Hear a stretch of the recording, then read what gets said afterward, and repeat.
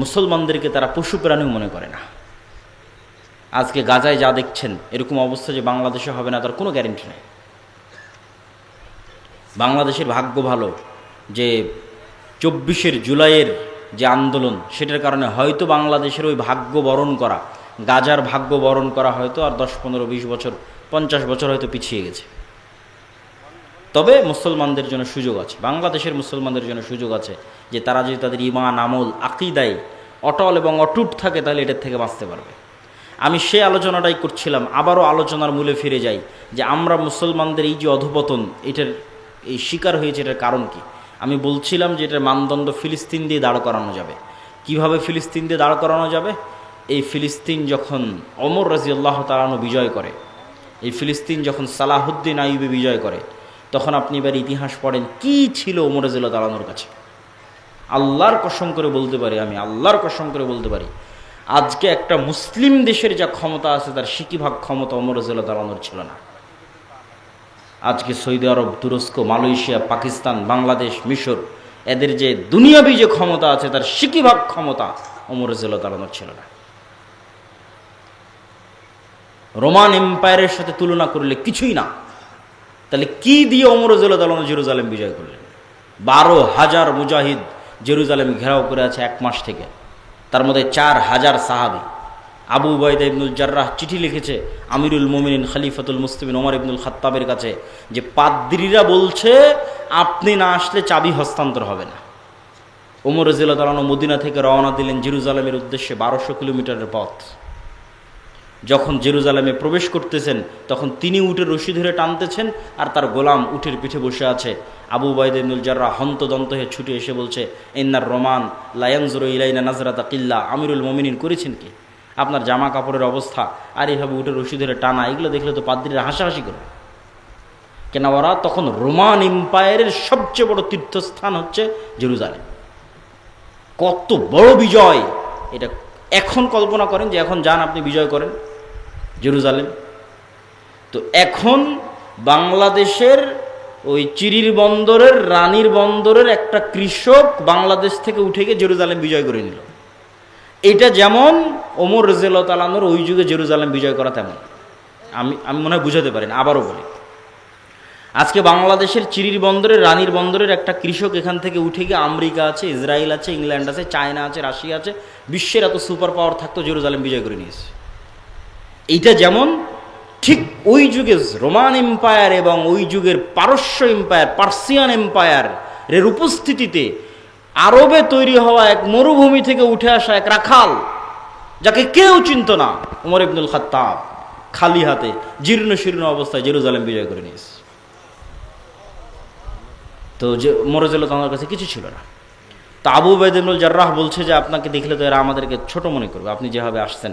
ওমর রাদিয়াল্লাহু তাআলা বলছে, আমরা জাহিলি যুগে কেউ আমাদের চিনত না। এই বাংলাদেশের একটা কৃষককে যেমন কেউ চিনে না, মাঠে কাজ করা কৃষককে, তো ওই মরুভূমির রাখালকে কে চিনবে? কেউ চিনত না। ওমর রাদিয়াল্লাহু তাআলাকে কেউ চিনত না, জাহিলি যুগে আমাদের কেউ চিনত না। আজকে আমার হাতে জেরুজালেম বিজয় হচ্ছে। তো আমার হাতে জেরুজালেম বিজয় হচ্ছে, আ'আজ্জানাল্লাহু বিল ইসলাম। এই সম্মানটা আমরা অর্জন করেছি, এই ক্ষমতাটা আমরা অর্জন করেছি তাকওয়া, পরহেজগারিতা, আল্লাহ ভীরুতা দিয়ে। এই জন্য দেখবেন যে জেরুজালেমে হামলা হচ্ছে, গাজায় হামলা হচ্ছে, বিশাল নিন্দা, বয়কট সব কিছু চলতেছে, মিছিল মিটিং সবই হচ্ছে, কিন্তু দেখবেন তাকওয়া পরহেজগারিতার বেলায়, নামাজের বেলায় নাই। তাহলে আপনি ওই মানদণ্ডে দাঁড়াতে পারছেন না যে মানদণ্ডের উপর বিজয় হবে, যে মানদণ্ডের উপর বিজয় হয়েছে। ক্ষমতা দিয়ে, মিছিল দিয়ে, দাপট দিয়ে, অস্ত্র দিয়ে বিজয় হয়নি। খালিদ বিন ওয়ালিদের যুদ্ধ দেখেন, ইয়ারমুকের যুদ্ধ দেখেন, মুতার যুদ্ধ দেখেন, কোথায় কয়েক লক্ষ সেনাবাহিনী, কোথায় কয়েক হাজার। সুলতান সালাহুদ্দিন আইয়ুবীর হিত্তিনের যুদ্ধ দেখেন, কোথায় কয়েক লক্ষ প্রশিক্ষিত নাইট যোদ্ধা, আর কোথায় মরুভূমির এক প্রান্ত থেকে আর এক প্রান্ত ঘুরে বেড়ানো এক অসহায় মরুবিদুইন। মাত্র কয়েক হাজার সৈন্যবাহিনী সুলতান সালাহুদ্দিন আইয়ুবীর হাতে। তুরস্কের ইস্তাম্বুল বিজয় পড়েন সুলতান মোহাম্মদ আল ফাতেহ। বাইজেন্টাইন সাম্রাজ্যের যে কেন্দ্র, রাজধানী তুরস্কের ইস্তাম্বুল, কিভাবে উনি বিজয় করেছেন? ওনার কী বা ক্ষমতা ছিল? কোনো ক্ষমতা ছিল না। সবগুলো বিজয় হয়েছে তাকওয়া, পরহেজগারিতার, আল্লাহর উপর ভরসা। অতএব সেই দৃষ্টিকোণ থেকে দেখলে আজকের সব মুসলিম দেশের উপর জিহাদ ফরজ। মানে এই অজুহাতে কেউ জিহাদ থেকে পিছিয়ে সরে আসবে যে না আমাদের এখানে তো সক্ষমতা নাই, তো আসলে ওমর ইবনুল খাত্তাবেরও সক্ষমতা ছিল না, সুলতান সালাহুদ্দিন আইয়ুবেরও সক্ষমতা ছিল না, সুলতান মোহাম্মদ আল ফাতেহেরও সক্ষমতা ছিল না। ছিল কি? সৎ নিয়াত, তাকওয়া, পরহেজগারিতা, আল্লাহর উপর ভরসা। তোমাদের সক্ষমতা আছে কিন্তু তোমাদের তাকওয়া পরহেজগারিতা নাই, আল্লাহর উপর ভরসা নাই। সম্মানিত উপস্থিতি, তাহলে কেন আজ মুসলমানদের এই অবস্থা? তার একটা উদাহরণ তো পেয়ে গেলেন, যে ক্ষমতা দিয়ে মুসলমানেরা কোনোদিন বিজয় হয়নি। ক্ষমতা দিয়ে যদি বিজয় হতো তাহলে বাংলাদেশের ছাত্ররাও এই সরকারকে সরাতে পারত না। কেননা একদিকে ছিল ওপেন রাইফেল আর একদিকে খালি হাত, এতে সম্পূর্ণ অসামঞ্জস্য। কিন্তু ওই যে যখন মানুষ শক্ত সিদ্ধান্ত নেয়, আল্লাহর উপর ভরসা করে, তখন আল্লাহ সুবহানাহু ওয়া তাআলা রাস্তা সহজ করে দেয়। ওই জন্য আল্লামা ইকবালের একটা কবিতা আছে कि काफिर है तो शमशीर पे करता है भरोसा। কাফেরেরা তরবারির উপর ভরসা করে, আর মমিন হয় তো বেতেগ ভি লড়তা है সিপাহী। আর যদি মুমিন হয় তো ঢাল তলোয়ার ছাড়াই যুদ্ধের মাঠে ঝাঁপিয়ে পড়ে, কেননা মুমিনের কাছে শাহাদতের মৃত্যু সবচেয়ে প্রিয়। এবং আল্লামা ইকবালের আরও একটা কবিতা আছে এটাকে, এই বিষয়টাকে তুলে ধরার জন্য। তু হুনার আজমা হাম জিগার আজমায়েঙ্গে। তোর কাছে অস্ত্র আছে, তুই তোর রাইফেল আর বম যত আছে সব পরীক্ষা কর, আর আমরা কিসের পরীক্ষা দিব? আমরা হচ্ছে জীবনের পরীক্ষা দিব। তোর রাইফেলের গুলিতে মরে যাব, তোর বমের আঘাতে শহীদ হয়ে যাব, কতগুলো মারবি, মেরে ফেলে দে। তো হুনার আজমা হাম জিগার আজমায়েঙ্গে। তোর হাতে রাইফেল আছে, আমার কলজা আছে। এটা আল্লামা ইকবালের কবিতা। তো যখনই মানুষ মৃত্যুকে পরোয়া করে না এবং মৃত্যুকে পেছনে ফেলে দিয়ে সামনের দিকে আগায়, তখন বিজয় সুনিশ্চিত। কিন্তু এই যে দুনিয়ার ঐশ্বর্য, দুনিয়ার উন্নয়ন, দেখবেন যে একদিকে গাজায় ক্রন্দন চলছে, আর একদিকে দেখবেন দুবাইয়ের কথা বলেন বা যে কোনো দেশের কথা বলেন, দেখবেন রঙ্গলীলায় মত্ত। তো ওই দুনিয়ার ওই নেশা ছেড়ে দিয়ে কিভাবে জেহাদে অবতীর্ণ হবে? তখনই অবতীর্ণ হতে পারবে যখন দুনিয়ার এই মূল্যটা হারিয়ে যাবে। এই জন্য আল্লাহ শিক্ষা দেন, মানে জেহাদে অবতীর্ণ হওয়ানোর জন্য আল্লাহ শিক্ষা দেন। শাস্তি না পেলে ঠিক হয় না মানুষ। সিরিয়ারা, আজকে সিরিয়ার মানুষজন বিজয় হয়েছে 20 বছর থেকে যুদ্ধ করতেছে। আফগানিস্তানেরা বিজয় হয়েছে 30 বছর থেকে যুদ্ধ করতেছে, মানে মরতে মরতে মরতে মরতে মরতে মরতে তারা মরা শিখেছে। ফিলিস্তিনের মানুষেরও বিজয় হবে, তারাও জানের কুরবানি দিচ্ছে। কিন্তু যারা এই তামাশা দেখছে তাদের উপরও কিন্তু এই শাস্তি আযাব নেমে আসবে, নেমে আসার আগে যতক্ষণ সতর্ক না হবে। তাহলে এখানে আরেকটা বিষয় আমাদের মনে রাখতে হবে যে আমরা এই অবস্থায় দাঁড়িয়ে কেন, এই গোলামির জিঞ্জির আমাদের গলায় কেন? এই গোলামির জিঞ্জির আমাদের গলায় এর আরেকটা গুরুত্বপূর্ণ কারণ আমার দৃষ্টিতে মনে হয়েছে, আমি সব বক্তব্যে বলেছি, আপনারা শুনেছেন কিনা আমি জানি না, আমি বলেছি আজকের যুগের মুসলমানেরা আজকের যুগের বানু ইসরাইল। আজকের যুগের মুসলমান বানু ইসরাইল মানে, তাহলে আগে বানু ইসরাইল কারা? পবিত্র কোরআন খোলেন, পবিত্র কোরআনের সূরা বাকারার একটা বড় অংশ জুড়ে আল্লাহ বানু ইসরাইলদের কথা বর্ণনা করেছে। তো বানু ইসরাইলদের কথা আল্লাহ কোরআনে বর্ণনা করেছে, আমি দুই একটা বলি তাহলে বুঝবেন বানু ইসরাইল কারা। এবার ওদের সাথে আমাদের মিলাবেন। বানু ইসরাইলের বর্ণনা আল্লাহ দিচ্ছে যে বানু ইসরাইলেরা চোখের সামনে দেখলো যে ফেরাউন ডুবে গেল। বানু ইসরাইলেরা চোখের সামনে দেখলো যে ফেরাউন ডুবে গেল। চোখের সামনে ফেরাউনকে ডুবতে দেখার পরও বানু ইসরাইলরা মুসা আলাইহিস সালামকে বলছে, লান নুমিনা লাকা হাত্তা নারাল্লাহ জাহরা। মুসা, তোমার আল্লাহর উপর ততক্ষণ ঈমান আনবো না যতক্ষণ না তোমার আল্লাহকে নিজে চোখে না দেখবো। বলে নাউজুবিল্লাহ, তুই আর চেয়ে বড় কি দেখবি? তোর চোখের সামনে ফেরাউন ডুবে গেল, সমুদ্রের মধ্যে 12টা রাস্তা তৈরি হলো, এবং যে 12টা রাস্তা দিয়ে তোরা পার হয়ে গেলি, সেই 12টা রাস্তা যখন ফেরাউন পার হতে লাগলো তখন সে 12টা রাস্তা পানিতে মিশে ফেরাউন ডুবে গেল।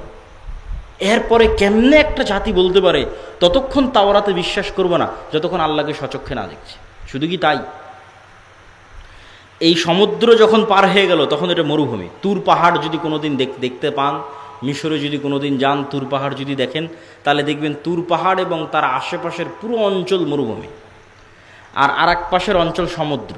তো যেই সমুদ্র মুসা আলাইহিস সালাম পার হয়েছে, আর এই তুর পাহাড়ের আশেপাশে মুসা আলাইহিস সালাম ঘুরপাক খাচ্ছে।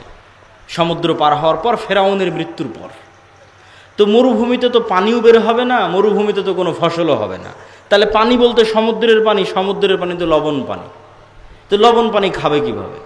ওয়াইজ ইস্তাসকা মূসা লিকওমিহি ফাকুলনা যরিব বিআসাকাল হাজার ফানফাজারাত মিনহু ইসনাতা আশারাতা আইনা। যখন বানু ইসরাইল মূসা আলাইহিস সালামকে বলল মরুভূমিতে পানির ব্যবস্থা নাই, তোমার আল্লাহকে বলো পানির ব্যবস্থা করে দিতে, তখন আমরা মূসাকে বললাম, মূসা তোমার হাতের লাঠি পাথরে আঘাত করো। যখন মূসা আলাইহিস সালাম বিসমিল্লাহ বলে হাতের লাঠি পাথরে আঘাত করলেন, তখন মরুভূমির মধ্যে পানির কোনো উৎস ছাড়াই পাথরের মধ্যে থেকে 12টা ঝর্ণা বের হয়ে গেল। আল্লাহু আকবার।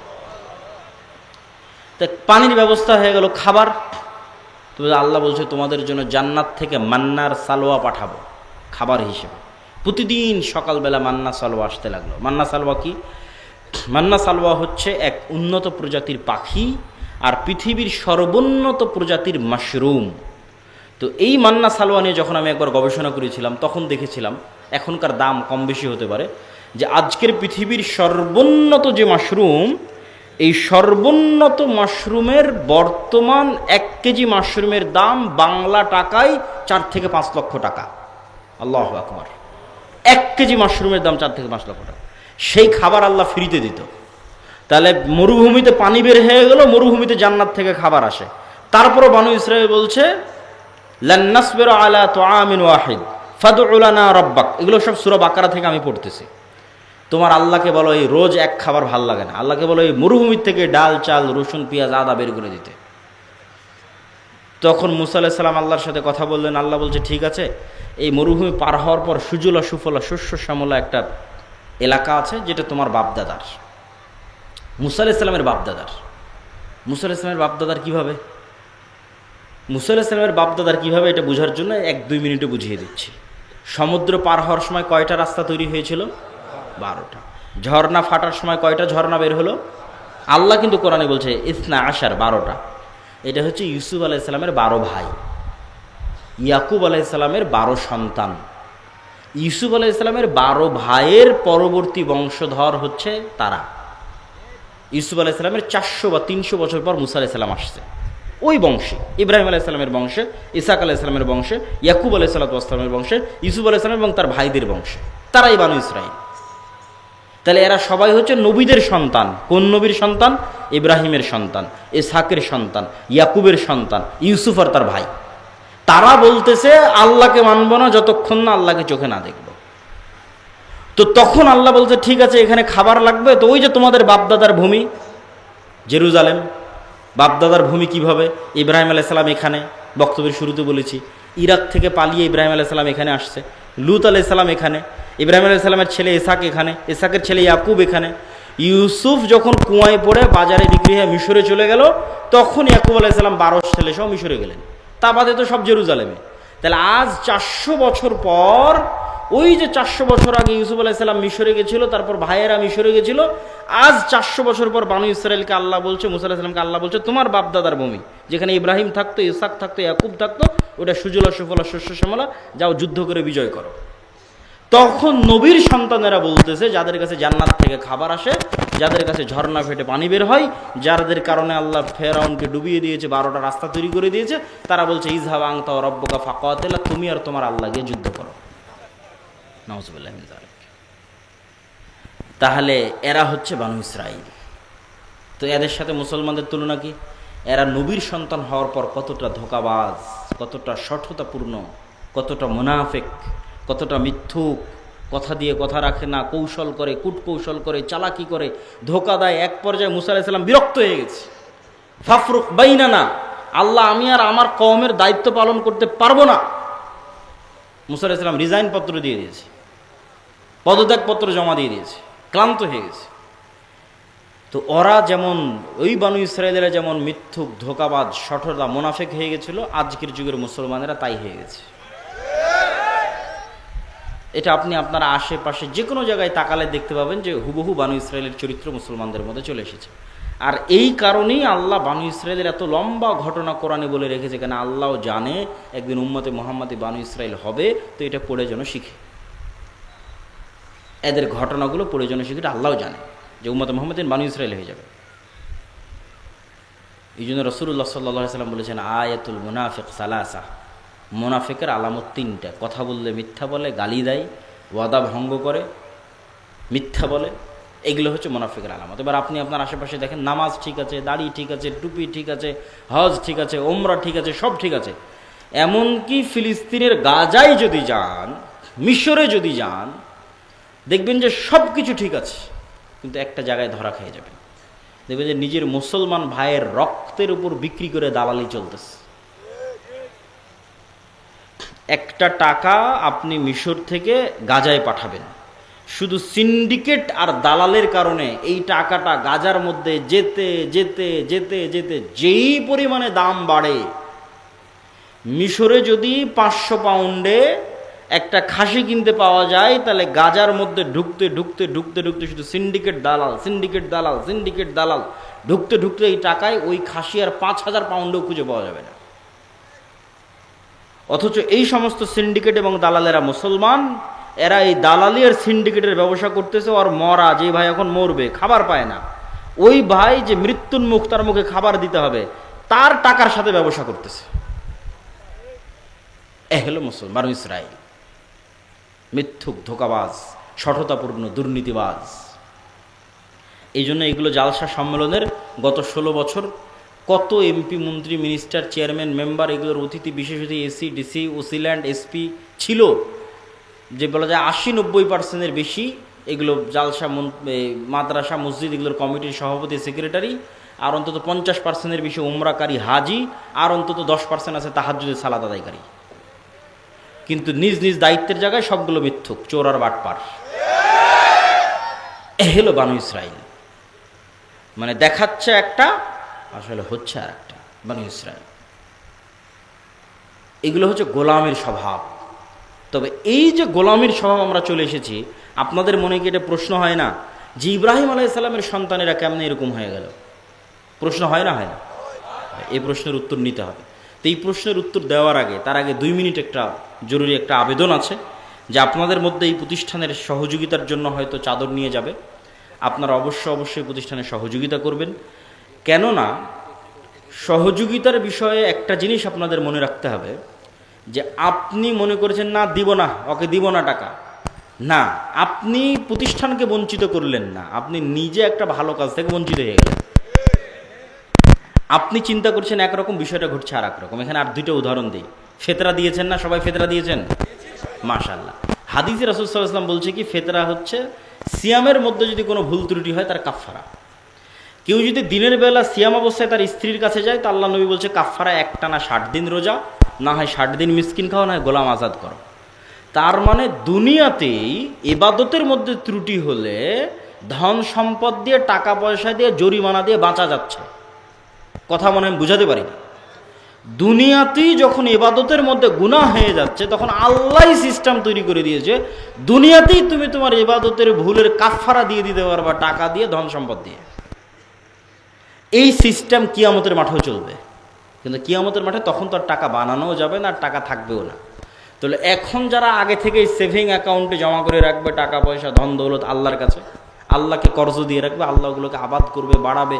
আল্লাহ বলছে তুমি যেমন একটা ধানের গাছ পুতলা, সেখান থেকে যেমন 100 ধানের শীষ বের হবে, আমার কাছে টাকা দাও, আমি ওটাকে বাড়াতেই থাকবো, বাড়াতেই থাকবো, বাড়াতেই থাকবো। তারপরে কিয়ামতের মাঠে তুমি যেদিন উপস্থিত হও, উপস্থিত হয়ে দেখবা কার নামে গীবত করেছো, কাকে অপবাদ দিয়েছো, কোথায় ঠিক মতো নামাজ পড়োনি, কোথায় রোজা ছুটে গেছে, কত রকমের এলোমেলো হয়ে গেছে। তখন তোমার এই টাকা দিয়ে আস্তে আস্তে কাফফারা হবে, তুমি বেঁচে জান্নাতে চলে যাবা।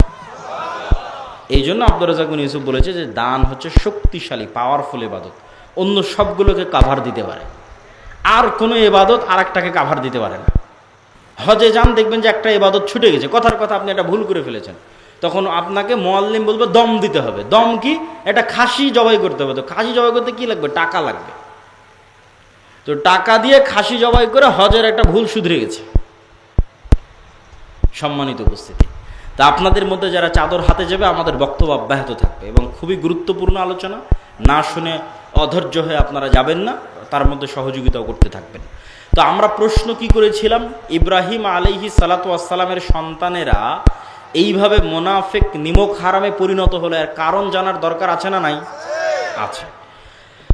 আমি আমার গবেষণায় যে কারণ বের করেছি এবং আমার মনে হয়েছে এটাই কারণ, ইতিহাস তার প্রমাণ বহন করে, ইতিহাস তার সাক্ষী বহন করে, সেই কারণটা হচ্ছে যে ইউসুফ আলাইহিসসালামের মৃত্যুর পর, ইউসুফ আলাইহিসসালাম মারা গেল, ইউসুফ আলাইহিসসালাম যতদিন বেঁচে ছিল ভাইয়েরাও মন্ত্রী, মিনিস্টার, চেয়ারম্যান, মেম্বার বড় বড় পদে ছিল। ইউসুফ আলাইহিসসালামের মারা যাওয়ার পর যেই বংশের সাথে জোট করে ইউসুফ আলাইহিসসালাম ক্ষমতায় ছিল, ওই বংশের নাম হাকসুস বংশ। ওই হাকসুস বংশের পতন হয়ে নতুন বংশ ক্ষমতায় আসলো, তাদের নাম ফারাও। তো ফারাওরা বলল যে আগের হাকসুসদের মারবো তো মারবো, ওদের সাথে যাদের জোট ছিল ইউসুফ আর এদের ভাই, এদেরকেও মারবো। তো যখন ইউসুফ আর এদের ভাইদের মারতে গেল, তখন বড় বড় জ্যোতিষী, বড় বড় পাদ্রী, জাদুকরেরা বলল, এই ফারাওরা শোনো, তোমাদের যদি কোনোদিন ক্ষমতার পতন হয় তাহলে বানু ইসরাইলদের মধ্যেই পতন হবে, ইউসুফ আর ইউসুফের ভাইদের মধ্যেই এমন সন্তান জন্ম নেবে যে তোমার ক্ষমতাকে ধ্বংস করে দিবে। তো ফেরাউনের মাথা আরও নষ্ট হয়ে গেল, আরও জুলুমের স্টিম রোলার বাড়িয়ে দিল। তো এই জুলুম চলল 300 বছর। ফেরাউনের জুলুম বানু ইসরাইলের উপর চলেছে 300 বছর। 300 বছরে বানু ইসরাইলদেরকে গোলাম বানিয়ে রাখা হয়েছে, এবং গোলাম বানানো হয়েছে দুইভাবে। এক, সুদী অর্থনীতি। আপনি বলেন ওই যুগে আবার সুদী অর্থনীতি কোথায় থেকে আসলো? জি, কারুন হচ্ছে ফেরাউনের যুগের মানুষ। কারুন সমগ্র মিশরে সুদী অর্থনীতি পরিচালনা করত। সুদী অর্থনীতি দিয়ে, লোন দিয়ে, যেহেতু গোলাম হয়ে গেছে, টাকা নাই, টাকা লাগলে লোন নিতে হবে, লোনের ওপর আবার সুদ, লোনের ওপর আবার সুদ। একদিকে লোনের ওপর আবার সুদ, আর একদিকে পলিটিক্যালি কোনো ক্ষমতা নাই, পুরুষ সন্তান জন্ম নিলে জবাই করে দাও, ভয়ঙ্কর অবস্থা। তো 300 বছরের গোলামিতে তাদের ব্যক্তিত্ব, আত্মমর্যাদা, আত্মসম্মান সব ধ্বংস হয়ে গেছে। যেমন আমি যদি একটা উদাহরণ আপনাকে দিই, যে ধরেন এখানে দুইজন গোলাম বসে আছে, আমি বললাম যে এই যে একটা রুটি তোমাদের জন্য দিলাম, তখন এই দুই গোলাম 3 দিন থেকে না খেয়ে আছে, টাকা পয়সা উপার্জনের কোনো রাস্তা নাই, যেহেতু গোলাম। টাকা নিতে হলে সুদের ভিত্তিতে লোন দিয়ে নিতে হবে কারুনের কাছ থেকে। সুদের ভিত্তিতে লোন দিয়ে নিতে নিতে বেশি লোন হয়ে গেছে, ওটাও শোধ করতে পারে না, তাহলে কই যাবে? তখন এই দুই গোলাম ওই একটা রুটিনে কাড়াকাড়ি লেগে গেছে। তো একটা রুটিনে কাড়াকাড়ি লেগে গেছে, একটা রুটিনে মারামারি লেগে গেছে। তাহলে একটা রুটির জন্য গোলাম কি বলবে? মিথ্যা বলবে। একটা রুটির জন্য গোলাম কি করবে? আরেকজনকে মারবে। একটা রুটির জন্য গোলাম কি করবে? আরেকজনকে হত্যা করবে। একটা রুটির জন্য গোলাম কি করবে? দুর্নীতি করবে। একটা রুটির জন্য গোলাম কি করবে? ধোঁকা দিবে। এইভাবে তখন গোলামের নেচার তৈরি হয়, মিথ্যা বলা, ধোঁকা দেওয়া, মুনাফিক হওয়া স্বভাব তৈরি হয় যখন মানুষ গোলাম অবস্থায় বড় হয়। আর এই কারণেই আল্লাহ সুবহানাহু তাআলা মুসা আলাইহিস সালাতু ওয়াস সালামকে বানু ইসরাইলদের সাথে বড় করেনি। আল্লাহ চাইলে অন্য কোনো অলৌকিক কারিশমা দিয়ে বানু ইসরাইলদের সাথেই মুসা আলাইহিস সালামকে বড় করতে পারতেন, কিন্তু বানু ইসরাইলরা তো সব গোলাম। তো গোলামদের সাথে যদি মুসা আলাইহিস সালাম বড় হয়, তাহলে মুসা আলাইহিস সালামের মেন্টালিটি গোলামদের মতো হয়ে যাবে। আত্মমর্যাদা থাকবে না, আত্মসম্মান থাকবে না, স্বাধীনতা বোধ থাকবে না, চেতনা থাকবে না, কিচ্ছু থাকবে না। এমনকি গোলামের মেন্টালিটি আর স্বাধীন মানুষের মেন্টালিটি যে পার্থক্য হয়, আপনি ভারতের যে কোনো একটা মুসলিম গ্রাম আর পাকিস্তানের যে কোনো একটা মুসলিম গ্রাম আর বাংলাদেশের যে কোনো একটা মুসলিম গ্রামে যান, মেন্টালিটির পার্থক্য দেখবেন। কিন্তু 1947 সালের আগে এই মেন্টালিটির পার্থক্য ছিল না, ঠিক মোঘল শাসন আমলে আরও ছিল না। তো আমরা ন্যূনতম গোলামি থেকে বেঁচে আছি, এই জন্য আমাদের আত্মমর্যাদা, আত্মসম্মান একরকম কাজ করে। তো মুসা আলাইহিস সালাতু ওয়াস সালামের আত্মসম্মান, আত্মমর্যাদা, রাজার বাড়িতে প্রিন্স হিসেবে মানুষ হয়েছে। খাবারের জন্য কাড়াকাড়ি করতে হয়নি, আর একজনকে ধোঁকা দিতে হয়নি, টাকা নিয়ে মারামারি করতে হয়নি, মিথ্যা বলতে হয়নি, দুর্নীতি করতে হয়নি। রাজার বাড়ি, প্রিন্স অবস্থায় মানুষ হয়েছে। তাহলে আত্মমর্যাদা, স্বভাব, চরিত্র, সম্মান সব 100তে 100 আছে। 100তে 100 যে আছে তার প্রমাণও কোরআনের মধ্যে দেওয়া আছে। প্রমাণ কি? একদিন মুসা আলাইহিস সালাম বাইরে বের হয়েছে, দেখছে ফেরাউনের একটা লোক বানু ইসরায়েলের একটা লোকের উপর জুলুম করছে। তো যদি মুসা আলাইহিস সালাম বানু ইসরায়েলদের সাথে বড় হতো, তো মুসা আলাইহিস সালাম মনে করতো আমরা তো গোলাম, এটা আমাদের কি করার, আমরা তো এই জুলুম সহ্য করেই আসতেছি। কিন্তু যেহেতু মুসা আলাইহিস সালাম স্বাধীন অবস্থায় বড় হয়েছে, তো জুলুম ওনার সহ্য হয়নি, এক থাপ্পড় দিয়ে ফেরাউনের ওই লোককে ওখানে মেরে ফেলে দিয়েছে। ওখানে হত্যা করে দিই। তাহলে এই যে এক থাপ্পড় উনি উঠালেন, উঠিয়ে ফেরাউনের একটা লোককে মেরে ফেলে দিলেন, এই সাহসটা গোলামের হয় না, এই সাহসটা একজন স্বাধীন আত্মমর্যাদা সম্পন্ন মানুষের হয়। তাহলে নবীর সন্তানদের চরিত্র ধ্বংস হয়ে গেছে 300 বছরের গোলামির কারণে। এই জন্য গোলামদের সাথে আর এক স্বাধীন মানুষের মিলে না। এই জন্য স্বাধীন মানুষ মুসা আলাইহিস সালাম বিরক্ত হয়ে আল্লাহকে বলছে, আল্লাহ এদের দায়িত্ব আমি আর পালন করতে পারবো না, এদের থেকে আমাকে দূরে সরিয়ে নাও, কেন এদের মেন্টালিটি সঠিক না, গোলাম অবস্থায় বড় হয়েছে। তো ঠিক আমরা এই যুগের মুসলমানেরা আজ থেকে 150, 200, 300 বছর আগের মুসলমানদের থেকে আলাদা কেন?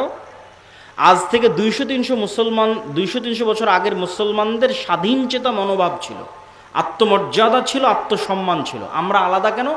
আমরা 200 বছর ব্রিটিশদের গোলামি করেছি। আর আমাদের আর এক ভাই আফ্রিকাতে, ওরা স্পেন, ফ্রান্স, ইতালির গোলামি করেছে। ফলত যেহেতু গোলামি করেছি, মিথ্যা বলা, দুর্নীতি করা আমাদের রক্তের মধ্যে মিশে গেছে, বানু ইসরায়েলদের মতো।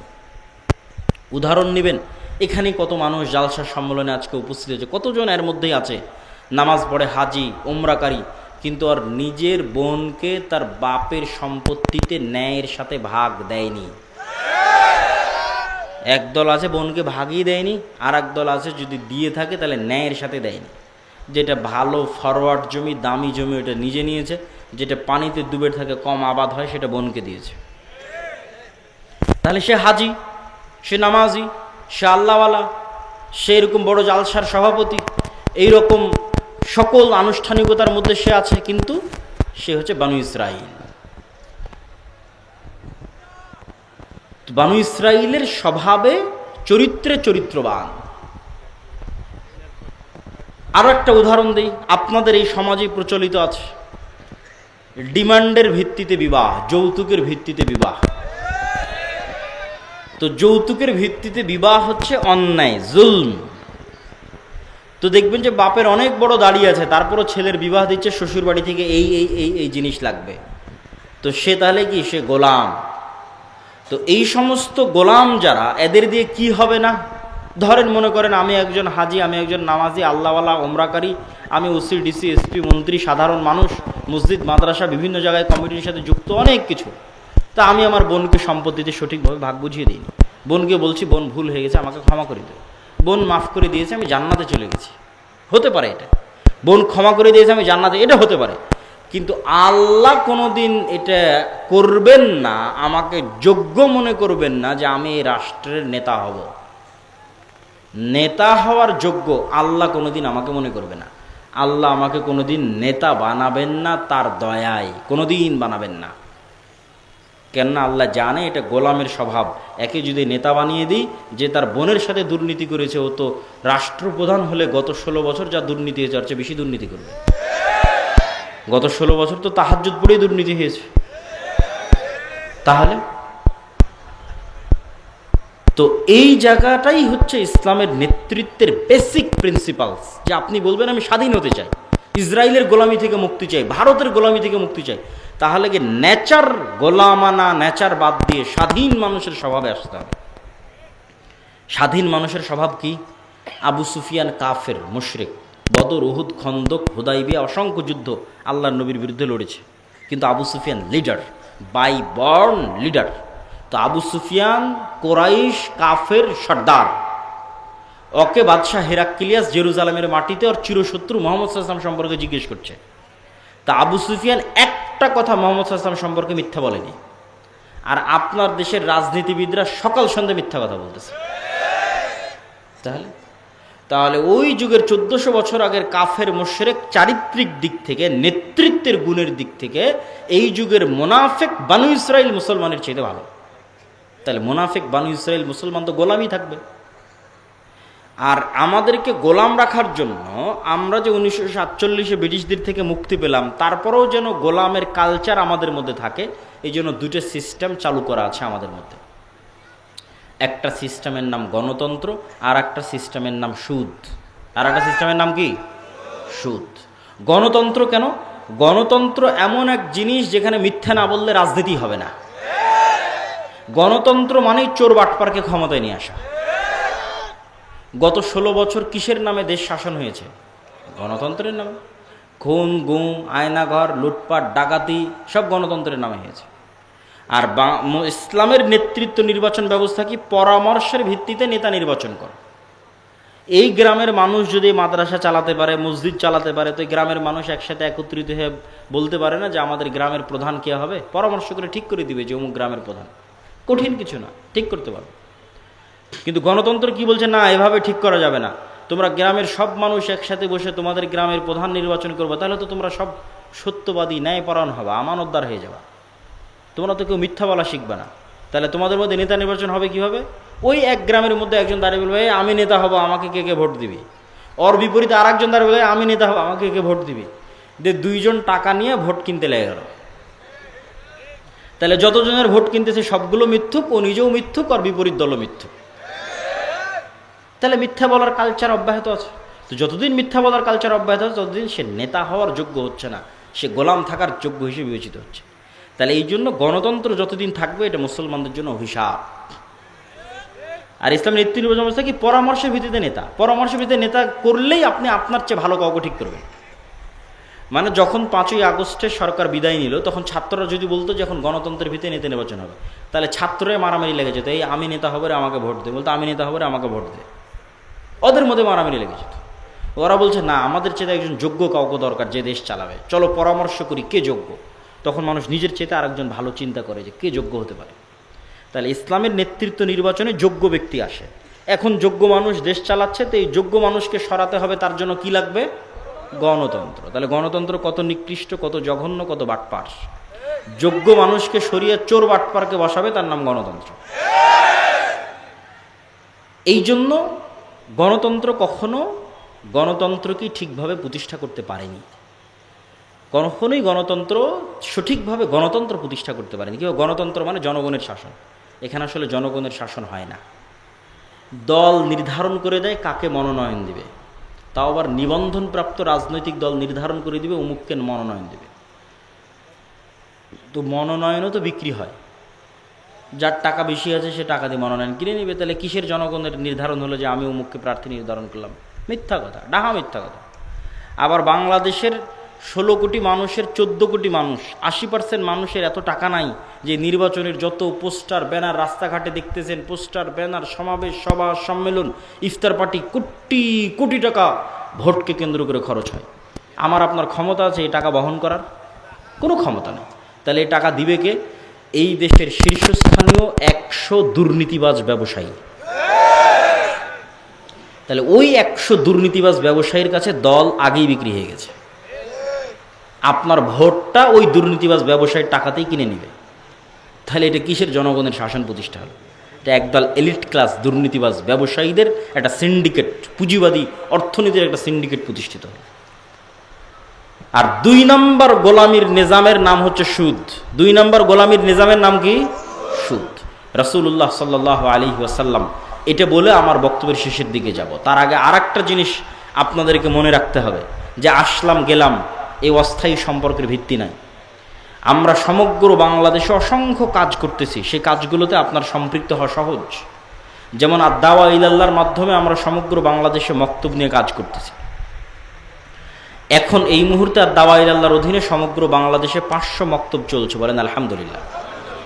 তো 500 মক্তব কিভাবে চলছে? এই 500 মক্তবের শিক্ষক জামিয়া সালাফিয়াতে গিয়ে 1 সপ্তাহ থেকে ট্রেনিং নিয়েছে, ব্যাচ ব্যাচ, 20 জন 30 জন। তাহলে 500 জনের কতগুলো ব্যাচ হতে পারে যারা জামিয়া সালাফিয়াতে কতবারে গেছে আর ট্রেনিং নিয়েছে। আর এই 500 মক্তবের প্রত্যেক ছাত্রের যে বই, সে বই ফ্রি দেওয়া আছে জামিয়া সালাফের পক্ষ থেকে, বলেন আল্লাহু আকবার। এবং এই রমজানে, যে রমজান গেল এবং যে রমজানের ঈদ গেল, এই রমজানের ঈদে 500 মক্তবে ন্যূনতম হলেও হাদিয়া 500 মক্তবের ইমামের জন্য বন্টন করা আছে। 2000 হোক 3000 হোক, সাধ্য অনুযায়ী দেওয়া আছে, তাদেরকে মূল্যায়ন করা আছে, চেষ্টা করা আছে মূল্যায়ন করার। তাহলে আপনি আপনার মক্তবকে দাওয়া ইলাল্লাহর অধীনে করবেন, এর জন্য আপনাকে কিছুই করা লাগতেছে না। আপনাকে সিদ্ধান্ত নিতে হবে আপনার শিক্ষককে জামিয়া সালাফিতে ট্রেনিংয়ে পাঠাতে হবে। ওই ট্রেনিংয়ের যাতায়াত খরচটাও আমরা দিব, ওই ট্রেনিংয়ের যাতায়াত খরচটাও আমরা দেব, ওই ট্রেনিংয়ের থাকা খাওয়া খরচটাও আমরা দেবো, ট্রেনিং ফিটাও আমরা দেব। কিচ্ছু মসজিদকে দিতে হবে না, মসজিদের কমিটিকে দিতে হবে না। তারপরেও যদি একটা মানসম্মত মক্তব আমরা চালাতে না পারি, তাহলে সেটার জন্য জবাব আমাকে নয়, যারা এটার সাথে সম্পৃক্ত হচ্ছে না তাদেরকে দিতে হবে। কেননা ওখানে ট্রেনিং নিয়ে নির্ধারিত সিলেবাসে নির্ধারিত সময়ে ব্যাচ ভিত্তিক যখন ব্যাচ শেষ হয় পড়ার মান বাড়ে। এই কাজের সাথে আপনাদের যুক্ত হতে হবে। আমরা আরেকটি উদ্যোগ হাতে নিয়েছি, কর্জে হাসানা প্রজেক্ট। এই কর্জে হাসানা, সুদ মুক্ত কর্জে হাসানা ব্যাপকভাবে সবাইকে দিব, এটা কিন্তু আমাদের উদ্দেশ্য না। আমাদের উদ্দেশ্য হচ্ছে যেই এলাকায় যেই গ্রামে আমাদের অধীনে মক্তব পরিচালিত হচ্ছে ওই মক্তবের মাধ্যমেই, ওই মসজিদের মাধ্যমেই, ওই দায়িত্বশীলের মাধ্যমে ওই গ্রামে কর্জে হাসানা দেওয়া হবে। এটা কেন? আমাদের মূল টার্গেট, মক্তব বলেন কর্জে হাসানা বলেন, আমাদের লাস্ট টার্গেট হচ্ছে মসজিদকে ইম্পাওয়ার করা, মসজিদকে শক্তিশালী করা, ক্ষমতার ব্যালেন্স নিয়ে আসা। একটা গ্রামে শুধু মেম্বারের ক্ষমতা থাকবে আর মসজিদ শুধু মেম্বার আর চেয়ারম্যানের কথা উঠবে আর বসবে না, মসজিদের নিজস্ব একটা পাওয়ার থাকবে। এই পাওয়ার ক্রিয়েট করতে হবে সামাজিকভাবে, এবং এটা কঠিন কিছু না, এটা সহজ, করা যাবে। এর অনেকগুলো মূলনীতি আছে, অনেকগুলো বুদ্ধি আছে, তার মধ্যে এই দুইটা, আরও বুদ্ধি আছে। আর একটা বুদ্ধি কি, চেষ্টা করতে হবে মসজিদ মাদ্রাসাকে নিজ গণ্ডির বাইরে বের হয়ে এসে শুধু কোরআন হাদিস দার্স তাদরিস এটার মধ্যে না থেকে এর গণ্ডির বাইরে বের হয়ে এসে সমাজে যে অন্যায় অনাচার চলছে সেটাতেও বাধা দেওয়া, প্রতিবাদ করা। সমাজে অন্যায় অনাচার মানে গান বাজনার কথা বলি, সমাজে অন্যায় অনাচার মানে বেপরদার কথা বলি, এগুলো তো আমরা বলেইছি, বহুদিন থেকে আপনারা শুনেছেন। সমাজে অন্যায় অনাচার মানে মানুষের সাথে অন্যায়। ওই যে লোকটা মারা গেছে, ওর মেয়েকে সঠিকভাবে সম্পত্তি বুঝিয়ে দিচ্ছে না, জুলম হচ্ছে, মানুষের উপর জুলম হচ্ছে। এক জায়গায় কেউ পুকুর খুঁড়ে মাছ আবাদ করবে, পুকুর খুঁড়তে দিচ্ছে না, কোন রাজনৈতিক দলের নেতা এসে চান্দা দাবি করতেছে, না হলে পুকুর খুঁড়তে দিবে না, মানুষের উপর জুলম হচ্ছে। কোথাও যৌতুকের ভিত্তিতে বিবাহ হচ্ছে, মানুষের উপর জুলম হচ্ছে। তো মসজিদ মাদ্রাসা মানুষের উপর হওয়া জুলমকে বাধা দিতে যাবে, তাহলে মসজিদ মাদ্রাসার ক্ষমতা বাড়বে। আপনি যত ন্যায় প্রতিষ্ঠা করতে যাবেন তত আপনার পাওয়ার বাড়বে, এবং আপনি নেতৃত্বের যোগ্য হিসেবে বিবেচিত হবেন আল্লাহর দরবারে। আর যখনই আল্লাহর দরবারে নেতা হওয়ার যোগ্য হিসেবে বিবেচিত হবেন, আল্লাহ আপনাকে রাষ্ট্রেরও নেতা বানিয়ে দিবে। বুঝতে পারবেন না কেমনে বানিয়ে দিবে, কিন্তু আল্লাহকে প্রমাণ করতে হবে, আল্লাহর কাছে প্রমাণ করতে হবে আল্লাহ আমি ন্যায় প্রতিষ্ঠায় যোগ্য। আমি আমার পরিবারে ন্যায় প্রতিষ্ঠা করেছি, আমার মাদ্রাসায় ন্যায় প্রতিষ্ঠা করেছি, আমার সমাজে ন্যায় প্রতিষ্ঠার জন্য চেষ্টা করতেছি। কেননা আল্লাহ নিজে ন্যায়পরায়ণ। আল্লাহর সবচেয়ে বড় গুণ হচ্ছে আল্লাহ ন্যায়পরায়ণ। পৃথিবীর কোথাও যদি মানুষ ন্যায় বিচার না পায়, তাহলে কিয়ামতের মাঠে আল্লাহ ওই মানুষকে ন্যায় বিচার বুঝিয়ে দিবে। শুধু মানুষ কেন, পশু প্রাণীকেও আল্লাহ ন্যায় বিচার বুঝিয়ে দিবে। আর আল্লাহ সকল ক্ষমতার মালিক। তো আপনি ক্ষমতা চাচ্ছেন, রাষ্ট্রের ক্ষমতা দরকার, পৃথিবীর ক্ষমতা দরকার, ইসরায়েলের কাছে গোলাম থাকতে চাই না, তো ক্ষমতার মালিককে বলেন তো? আল্লাহ। তাহলে আল্লাহ আপনাকে ক্ষমতা দিবে কেন? আপনি ক্ষমতা বাস্তবায়নের যোগ্য হন। আল্লাহ সুবহানাহু ওয়া তাআলা এই পুরো বিশ্বের ক্ষমতা বাস্তবায়ন করছে ন্যায়ের সাথে। আল্লাহ তার নাম রেখেছে আজিজুন হাকিম। আল্লাহ বলেছেন, দেখো আমি মহাপরাক্রমশালী, ফাআলুল লিমা ইউরিদ, যা ইচ্ছা তাই করতে পারি, কিন্তু আমি হাকিম, আমি জ্ঞানী প্রজ্ঞাবান, এই জন্য আমি যা ইচ্ছা তাই করতে পারি। এই কারণে আমি মানুষের উপর জুলুম করব? অসম্ভব। আমার ক্ষমতা আছে, তারপর আমি ন্যায় প্রতিষ্ঠা করি। আল্লাহু আকবার। আমার কোনো বান্দা, কোনো পশু প্রাণীর উপর আমি জুলুম করি না, কিন্তু আমার ক্ষমতা আছে, আমি আজিজ, কিন্তু আমি অন্যায় করি না। তো যখনই আপনি ন্যায় প্রতিষ্ঠা করবেন, আল্লাহ আপনাকে ক্ষমতা দিয়ে দেবে। এটাই নিয়ম। এই জন্য সব নবী রাসূল ন্যায়পরায়ণ, সত্যবাদী, জন্মগত। আমাদের নবী মুহাম্মদ সাল্লাল্লাহু আলাইহি ওয়াসাল্লাম, এটা হচ্ছে লিডার হওয়ার গুণ। এই জন্য আল্লামা ইকবাল বলেছে, সাবাক ফিরসে পর সাদাকাত কা, শুজাআত কা, আদালত কা, লিয়া জায়েগা তুঝসে কাম, দুনিয়া কি ইমামত কা। মুসলমানেরা তোমরা নামাজ রোজার চমৎকার আছে, আহলে হাদিসদের আকীদাও ভালো আছে, নাই কি? সত্য বলা জানে না, সাহসিকতা নাই, ন্যায়পরায়ণতা প্রতিষ্ঠা করা জানে না। ওই দলে মারামারি, ওই মুজদে মারামারি, ওখানে যাই দেখেন নামাজ রোজা সব আছে, ন্যায়পরায়ণতা নাই। দলের আমির যেই কর্মী বেশি চামচামি, যে হুজুর জি সার করেছে অকি পদ দিয়ে দিয়েছে, যেই কর্মী বেশি কাজ করেছে অকি দল থেকে বাইর করে দিয়েছে। তাহলে সে তার নিজের দলে ন্যায় প্রতিষ্ঠা করতে পারেনি, তাহলে আল্লাহ তাকে রাষ্ট্রের ন্যায় প্রতিষ্ঠার যোগ্য মনে করবে না। এই জন্য আল্লাহ তাকে ক্ষমতা দিবে না। কিন্তু হচ্ছে গোলামদের স্বভাব, এটা আমরা গোলামি করতে করতে এই জিনিসগুলো শিখেছি। এই জন্য এইটার থেকে আমরা যত বের হয়ে আসবো। তো যেটা বলছিলাম, আমাদের আর একটা প্রজেক্ট আমরা হাতে নিয়েছি, সেটা হচ্ছে কর্জে হাসানা। কেন? মসজিদকে এম্পাওয়ার করা। এখন যে ক্ষমতার শূন্যতা বিরাজ করছে, এটা আমরা বসে বসে আর এক দলের কাছে কুক্ষিগত করে দিচ্ছি, যে আগে এক দল এই ক্ষমতার দুর্ব্যবহার করতে, এখন আর এক দল করুক। এইটাতে অন্তত মসজিদ মাদ্রাসা ধর্মীয় শিক্ষা প্রতিষ্ঠানকে নিজের জায়গা থেকে মারামারি করার দরকার নাই, আপনি আল্লাহর এই আদেশটা বাস্তবায়ন করেন। আল আমরু বিল মারুফ ওয়ান নাহি আনিল মুনকার। অন্যায় হচ্ছে গিয়ে অন্তত বলেন যেটা অন্যায় করা উচিত হচ্ছে না, এতটুকু তো বলতে পারেন না? পারেন না? বলেন, এতটুকু বলা যায় না? যায় না। ওটাই আল্লাহ বলেছে আল আমরু বিল মারুফ ওয়ান নাহি আনিল মুনকার। অন্তত মুখ দিয়ে তো বলো যেটা অন্যায় হচ্ছে, তাহলেই তুমি ধীরে ধীরে ন্যায় প্রতিষ্ঠার যোগ্য বলে বিবেচিত হবা, লিডার হবা, আল্লাহ তোমাকে নেতা বানিয়ে দেবে। তো এই মসজিদকে এম্পাওয়ার করার জন্য আমাদের হচ্ছে করজা হাসানা প্রজেক্ট। এই মসজিদগুলোর মাধ্যমেই সেগুলো ধীরে ধীরে বন্টন হতে থাকবে এবং আল্লাহ সুবহানাহু ওয়া তাআলা চাইলে এই ফান্ড একদিন হয়তো অনেক বড় হতে পারে, আরও অসংখ্য মসজিদের অধীনে আসতে পারে। তো এইটা আল্লাহ সুবহানাহু ওয়া তাআলার ইচ্ছা, আল্লাহর দয়া এবং রহমতের কমতি নাই। যখন আমরা মক্তবের কাজ শুরু করেছিলাম তখন কোনোদিন ভাবিনি এটা 500 মক্তবে পৌঁছবে।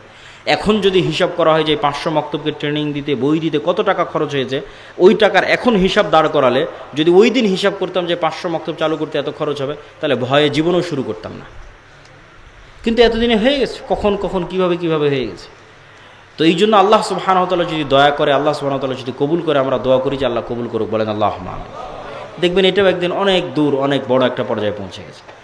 তৃতীয়, আমাদের আর একটা প্রজেক্ট আছে জামিয়া সালাফিয়ার মতো এই উন্নত মানের শিক্ষা প্রতিষ্ঠান, যেখানে বিডার অনুমোদন নিয়ে বিদেশি শিক্ষকরা স্থায়ী থাকে। যে বিডাই যে ইনভেস্টমেন্ট সামিট করতেছে, বিডার প্রধান আশিক, যে ইনভেস্টমেন্ট সামিট হচ্ছে দেশের বড় বড়, বিশ্বের বড় বড় ব্যবসায়ীরা আসতেছে, সিইওরা আসতেছে, ওই বিডার অনুমোদন নিয়ে জামিয়া সালাফিয়াতে বিদেশি শিক্ষক সবসময় থাকে, দার্স দেয়। আর বাহির থেকে, সৌদি থেকে তো আসতেই থাকে। অন্তত গত 12 মাসে, গত 1 বছরে অন্তত 10-এর অধিক সৌদি আরবের শিক্ষক জামিয়া সালাফিয়াতে দার্স দিয়েছে। মদিনা ইসলামী বিশ্ববিদ্যালয়ের সাথে মুআদালা তো আছে। তো আমরা চাচ্ছি না যে এই উপকারটা শুধু আমরাই নেই, আমরা চাচ্ছি এই উপকার অন্যান্য মাদ্রাসাগুলোও পাক। আমাদের মানসম্মত শিক্ষকদের কাছে অন্য মাদ্রাসার শিক্ষকেরা ট্রেনিং নিক এবং আমরা অন্য মাদ্রাসাগুলোকে সহযোগিতা করি। এই জন্য আমাদের মুআদালা কার্যক্রম চালু হয়েছে। আপনাদের পরিচিত মাদ্রাসা থাকলে সেটা আমাদের অফিসে যোগাযোগ করে জামিয়া সালাফে ডাঙ্গিপাড়ায় গিয়ে তারাও আমাদের মাদ্রাসার সাথে, জামিয়া সালাফের সাথে কানেক্টেড হয়ে মাদ্রাসা তারাই চালাবে, সব কিছুই তাদের থাকবে। কিন্তু সিলেবাস, শিক্ষার মান, প্রশিক্ষণ, মাঝে মধ্যে পরীক্ষার আয়োজন বা যত রকমের সহযোগিতা করা যায়, ঠিক মক্তব নিয়ে আমরা যেভাবে কাজ করছি, মাদ্রাসা নিয়ে আমরা সেভাবে কাজ শুরু করেছি। এটিতেও আপনাদের অংশগ্রহণের উদাত্ত আহ্বান জানাচ্ছি। তারপরে হচ্ছে এই যে আজকে একদিন আসলাম, চলে যাব, আবার কবে যদি কোনো দিন দেখা হয় না হয় তাহলে কোথায় পাবেন? এই যে মাসিক আল ইতিসাম, আজকে আপনাদের সামনে ভারতের বিষয়ে আলোচনা করছিলাম, গণতন্ত্রের ব্যর্থতা সম্পর্কে আলোচনা করছিলাম। দেখেন এখানে হেডিং দেওয়া আছে, গণতন্ত্রের ব্যর্থতা, ইসলামিক খেলাফতের উত্থান। এবং এটা আমার লেখা সম্পাদকীয়, এখানে 5টা পয়েন্ট তুলে ধরা আছে যে গণতন্ত্র বর্তমান বিশ্বের সবচেয়ে ব্যর্থ শাসন ব্যবস্থা এবং কেন সবচেয়ে ব্যর্থ শাসন ব্যবস্থা তা লেখা আছে। বক্তব্য এতগুলো বলতে পারিনি আজকের বক্তব্যে। তারপরে সামনের মাসের যে মাসিক আল ইতিসাম আসতেছে, ওইটাতে ভারতে এবং ইসরায়েলে বর্তমান যা চলতেছে সেটার পুরো প্রেক্ষাপট তুলে ধরা আছে। তাহলে এই পত্রিকাগুলো যদি আপনারা সবসময় আপনাদের প্রতিষ্ঠানে রাখেন, আপনাদের মসজিদে রাখেন, আপনাদের ফাউন্ডেশন লাইব্রেরিতে রাখেন, তাহলে আমাদের সাথে আপনাদের যোগাযোগটা থাকলে স্থায়ী। আমি নিজে শুধু সম্পাদকীয় না, বরং প্রবন্ধ আলাদাভাবে প্রতি মাসে লিখি। আর এর ফতোয়া বোর্ড বাংলাদেশের একমাত্র ব্যতিক্রম ফতোয়া বোর্ড, যেখানে শুধু দেশের বড় বড় আলেমরা বসে না,